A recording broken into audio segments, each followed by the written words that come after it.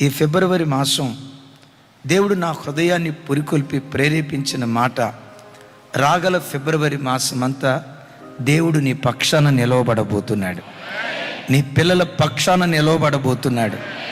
Immanuel ministries పక్షాన దేవుడు నిలుచునుగాక.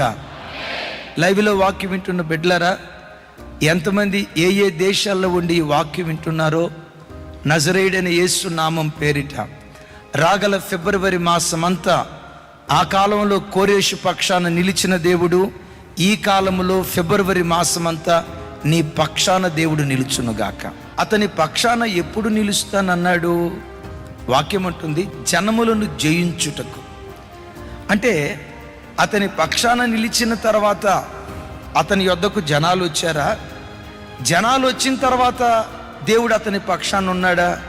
మీకు తెలుసా, ఆ మధ్యకాలంలో పివి సింధు విన్నారా? ఒలింపిక్ గేమ్స్కి వెళ్ళేటప్పుడు భారతదేశంలో ఆ అథ్లెటిక్స్కి చెందిన కొద్దిమందే ఆమెను ఒలింపిక్ గేమ్స్కి పంపించారు. ఎవరు సెండ్ ఆఫ్ ఇవ్వలేదు. కనీసం ఎయిర్పోర్ట్ దాకా ఎవరు వెళ్ళాల. ఎవరు వెళ్ళి ఉంటారు? వాళ్ళ అమ్మ, వాళ్ళ నాన్న, అంతే. ఆ కోచెస్ వారు మాత్రమే వెళ్ళారు, సెండ్ ఆఫ్ ఇచ్చారు. అద్భుతం, అఖండమైన విజయం ఒలింపిక్ గేమ్స్లో సాధించింది. ఒలింపిక్ గేమ్స్లో సాధించింది మొదలుకొని గూగుల్లో దేని గురించి సెర్చ్ చేశారో తెలుసా? పివి సింధుది ఏ కులం? మన కులమేనా? ఆట ఆడటానికి వెళ్ళేటప్పుడు ఎవరైనా ఒక్కళ్ళన్నా చెప్పారా? ఆట ఆడటానికి వెళ్ళేటప్పుడు ఒంటరిగా వెళ్ళింది.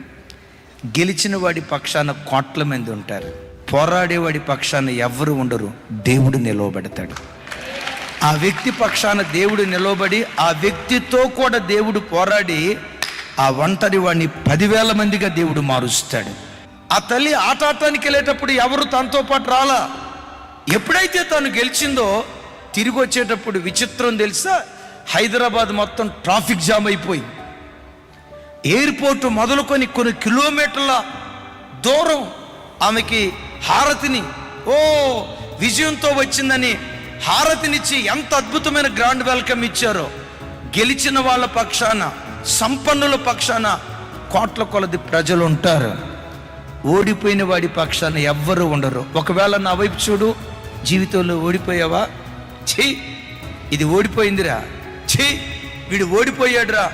నీ ఓటమిని బట్టి దేవుడు తృణీకరించకుండా ఓడిపోయిన నీ ప్రక్కనే దేవుడు నిలవబడి, నీ పక్షాన దేవుడు నిలవబడి నిన్ను గెలిపించడం ప్రారంభిస్తాడు.